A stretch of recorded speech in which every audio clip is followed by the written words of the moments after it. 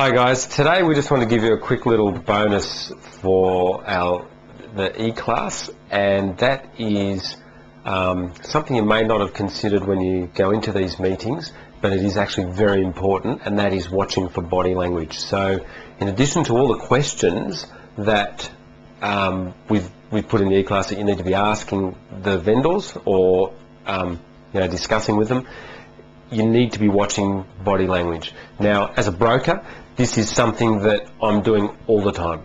I'm with both the buyers that I'm dealing with and with the vendors, because I want to make sure that they're telling me the truth so we don't have problems later on, and I want to know where the areas of concern are. I guess that's the best way to put it. And it's also something that I've noticed all my more experienced buyers do a lot. You know, often after a meeting they'll say to me, "Oh, did you notice so-and-so was a bit awkward around that question? Did you see his body language?" So it's very simple, but it's a very important thing to pay attention to. And basically all there is to it is it's just simple body language. So, you know, everyone knows this one. If you've got your arms crossed like this, I'm just checking they are crossed properly. If you've got your arms crossed up, if the vendor's got their arms crossed up, or the buyer, you know, okay, there's something going on there, that they're not comfortable. And I guess one of the other classic giveaways, which I see quite a few times, is when you ask a hard question and they do this. They answer with their hand over their mouth, and you know straight away, okay, there's something going on there.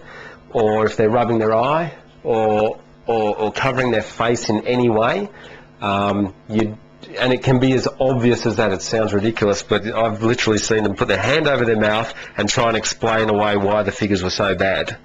And you just know that there's an area of concern there. The other one is if they're looking up at the sky, or getting fidgety and really awkward and moving around a lot. But the main one that I actually look for, because it's just so obvious, is the three monkeys thing. See no evil, hear no evil, speak no evil. Now, importantly, in itself, it's not necessarily a major problem as such, because obviously we're buying businesses that are, will have problems, because we're buying businesses that we want to renovate. So there will be problems in the business.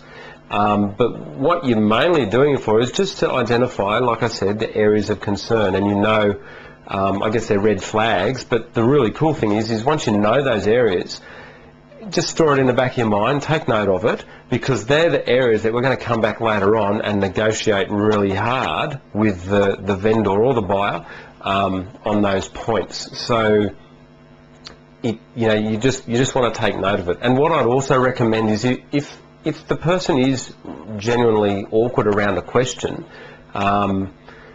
what I suggest is just to test it out, is later on in the meeting, come back to the same point, but ask the same question but in a different way, and just see what their reaction is. And if it's the same kind of reaction and they're definitely trying to avoid it, they might try and change the line of conversation or something like that, okay, there's an issue here.